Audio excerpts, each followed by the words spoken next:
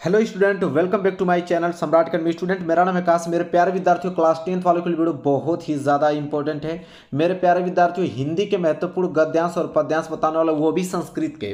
ठीक है, आपके हिंदी के पेपर में संस्कृत के गद्यांश पद्यांश भी पूछे जाते हैं, जो कि 5-5 नंबर के पूछे जाएंगे। टोटल 10 नंबर के गद्यांश और पद्यांश पूछे जाएंगे। तो 10 नंबर आज की वीडियो में आप लोगों को बिल्कुल क्लियर होने वाला है। तैयारी बहुत अच्छे तरीके से कराई जा रही है मेरे चैनल पे। तो चैनल को सब्सक्राइब कर दो, वीडियो को लाइक नहीं किया तो लाइक कर दो। ठीक है, तो चलो देखते हैं। यहाँ पे पहला हम लोग देखेंगे, पहले गद्यांश देखेंगे, फिर पद्यांश देखने वाले हैं। ठीक है, बहुत ही ज़्यादा इंपॉर्टेंट है, जो कि बार बार एग्जाम में आता है। ठीक है, जो कि बार बार एग्जाम में आएगा, उसी को बता रहा हूँ। 2023 बोर्ड में 100% मेरी गारंटी है कि जितना बता रहा हूँ सब आप तैयार कर लोगे, तो 95% से नीचे आप लोगों का कभी नहीं आ सकता। ठीक है, तो वीडियो को शेयर कर दो, लाइक कर दो। अब देखो पहला कौन सा गद्यांश में आप लोगों को बताना लूँ, ध्यान से पढ़िएगा। ठीक है, इसलिए मैं टाइपिंग करके लेकर आया हूँ, हाथ से मैं लिखा नहीं हूँ, ताकि आप लोगों को हर एक वर्ड आप लोगों को समझ में आए। तो चलिए नोट कीजिए हमारे साथ। वाराणसी सुविख्याता प्राचीन नगरीय इयम विमल सलिलत्रगायम गड़गाय कुले अस्थिता अस्या घटनायम वलयाकृति पटकंती धलवायम चंद्रिकाय बहुराजते अगणिताय पर्यटका सुदुर्भयम देशभयम नित्यम अत्र आयांति अस्या घटनाशोभयम विलोक्य इयम बहु प्रसंति। देखिए, संस्कृत के वर्ड है, थोड़े पढ़ने में आप लोगों को डिफिकल्ट लगेंगे। हालांकि ये थोड़ी आपको याद करना, आपको तो बस ये याद करना है कि हाँ ये पूछेगा तो उसका हम लोग संदर्भ कैसे लिखेंगे, प्रसंग कैसे लिखेंगे, अनुवाद कैसे लिखेंगे, ये तो आपको लिखा हुआ मिलेगा। ठीक है, तो ये बहुत ज़्यादा इंपॉर्टेंट है। आप लोगों को यह गद्यांश किसी कीमत पे आप लोगों को तैयार करना है। ठीक है, बहुत ही ज़्यादा इंपॉर्टेंट है। चलिए, सबसे पहले इसका हम लोग लिखते हैं संदर्भ। सबसे पहले इसका लिखा जाता है संदर्भ। तो आप देख पा रहे हो कि संदर्भ, यहाँ पे आप हेडिंग डालोगे ब्लैक पेन से। इसके बाद तब नीली पेन से आप लिखोगे कि प्रस्तुत गद्यांश हमारी पाठ्य पुस्तक हिंदी के संस्कृत खंड के वाराणसी पाठ से उद्धृत है। संस्कृत खंड से लिया गया है, और किस चैप्टर से, तो वाराणसी पाठ से उद्धृत है। तो जो देखिए संस्कृत खंड हुआ, वाराणसी हुआ, इसको ब्लैक पेन से हाईलाइटेड कर देंगे ना, बहुत अच्छा दिखेगा और एग्जामिनर फुल मार्क्स देगा आप लोगों को। ये संदर्भ में आप लोगों को लिख देना है। प्रसंग भी ब्लैक पेन से आप हेडिंग डालोगे और नीली पेन से उसका लिखोगे प्रसंग। प्रसंग मतलब होता है कि किसके बारे में बात किया गया है इस पूरे के पूरे गद्यांश में। तो इस गद्यांश में वाराणसी की ऐतिहासिकता और स्थिति के विषय में बताया गया है। मतलब इस पूरे गद्यांश में वाराणसी की ऐतिहासिकता के बारे में हम लोग जानने वाले हैं। ठीक है, अब यहाँ से लेके यहाँ तक जो आप लोगों का गद्यांश, इसका अनुवाद हम लोग करेंगे। ठीक है, 5 नंबर के लिए पूछता है मेरे प्यारे विद्यार्थियों। 1 नंबर, ठीक है, 1 नंबर संदर्भ, 2 नंबर संदर्भ में पूछा जाता है, 1 नंबर प्रसंग के लिए पूछा जाता है, 2 नंबर अनुवाद के लिए पूछा जाता है, 5 नंबर टोटल पूछा जाएगा। ठीक है, आगे बढ़ते हैं, इसका अनुवाद देखते हैं। देखिए अनुवाद क्या है कि वाराणसी बहुत प्रसिद्ध प्राचीन नगरी है। यह स्वच्छ जल की तरंगों से युक्त गंगा के किनारे स्थित है। इसके घाटों की घुमावदार पंक्ति श्वेत चांदनी में बहुत सुंदर लगती है। असंख्य यात्री भ्रमण करने के लिए दूर देशों से प्रतिदिन यहाँ आते हैं और इसके घाटों की शोभा देकर इसकी बहुत प्रशंसा करते हैं। तो देखिए यहाँ पे अनुवाद में यह बताया गया कि वाराणसी बहुत एक प्राचीन नगरी, बहुत पुरानी नगरी है वाराणसी, और यह स्वच्छ जल की तरंगों के युक्त गंगा के किनारों पर स्थित है। गंगा के किनारों पर हमारा वाराणसी स्थित है, और इसकी जो घाट हैं बहुत ऐसे घुमावदार पंक्ति, मतलब श्वेत चांदनी में बहुत सुंदर लगती है। रात के समय में ये जो आप लोगों का घाट है बहुत ही ज़्यादा सुंदर लगता है।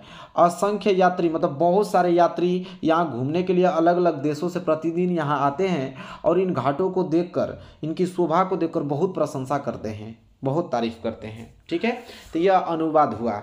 ठीक है, यह आप लोगों का रटा होना चाहिए, बहुत ही ज़्यादा मोस्ट इंपॉर्टेंट मैं आप लोगों के लिए गद्यांश जो है बताया हूँ। इसको जरूर से मेरे प्यारे विद्यार्थियों नोट कर लीजिए। इस बार कोई आप लोगों को 90% लाने से रोक नहीं सकता हर एक सब्जेक्ट में। ठीक है, चलिए दूसरा, ये तो आप लोगों का गद्यांश था। ये गद्यांश बहुत ही ज़्यादा इंपॉर्टेंट है। अब हम दूसरा पद्यांश बताने वाले। देखिए यह संस्कृत का पद्यांश आता है, ये भी 5 नंबर के लिए आता है। ये जो मैं बताने वाला बहुत ही ज़्यादा इंपॉर्टेंट पद्यांश आप लोगों को बताने वाला हूँ, ये आप लोगों का है। सर्वे भवन्ति सुखिनम सर्वे सन्तु निराम्या सर्वे भद्राणी पश्यन्तु माँ कश्चित् दुख भाग भवेत। ये जो आप लोगों का पद्यांश है बहुत ही ज़्यादा इंपॉर्टेंट है, इसको आप लोगों को तैयार करना है। इसी तरह इसका भी हम लोग संदर्भ लिखेंगे। पहले संदर्भ वही ब्लैक पेन से हेडिंग डालना है, नीली पेन से लिखना है कि प्रस्तुत श्लोक, ये क्या है आपका श्लोक है। प्रस्तुत श्लोक हमारी पाठ्य पुस्तक हिंदी के संस्कृत खंड के भारतीय संस्कृतीय पाठ से विस्तृत है। ठीक है, ये जो श्लोक लिया गया है वो संस्कृत खंड के भारतीय संस्कृति जो चैप्टर है उस चैप्टर से लिया गया है। यह श्लोक संदर्भ में लिखना है, 2 नंबर मिल जाएगा, इतना ही लिखोगे ना 2 नंबर मिल जाएगा। और जो संस्कृत खंड जैसे मैं ब्लैक पेन से लिखा हूँ उसी तरह ब्लैक से आप लोगों को हाईलाइटेड करना है। ठीक है, ब्लैक पेन से आप लोगों को लिखोगे बहुत अच्छा मार्क्स मिलेगा। इसके बाद इसका प्रसंग लिखते हैं। प्रसंग में लिखेंगे प्रस्तुत श्लोक में भारतीयों की मूल भावना पर प्रकाश डाला गया है। मतलब ये जो आप लोगों का पूरा पद्यांश जो है इस श्लोक में भारतीयों की मूल भावना पर प्रकाश डाला गया है। अब इसका अनुवाद देखेंगे। देखिए अनुवाद इसका क्या होगा, कह रहा है सर्वे भवन्ति सुखिनम सर्वे बंतु निराम्या। इसका मतलब होता है कि इस श्लोक का पूर्ण अर्थ हुआ यह है कि सभी सुखी होंगे। मतलब कह रहा है सर्वे भवन्ति सुखिनम, सभी लोग सुखी होंगे, सर्वे संतु निराम्या, सभी निरोगी रहें, कोई भी रोगी न रहे। इसके बाद सर्वे भद्राणि पश्यन्तु, सभी कल्याण को देखें अर्थात सभी कल्याण को प्राप्त करें। माँ कस्य दुख भाव भवेत, किसी को भी दुख का भागी न होना पड़े, कोई भी दुख का सामना न करना पड़े किसी को भी। ठीक है, बस इतना ही अगर आप लिखते हो, बस इतना ही आपको 5 नंबर पूरा हिंदी में आप लोगों को मिलने वाला है, 5 नंबर टोटल।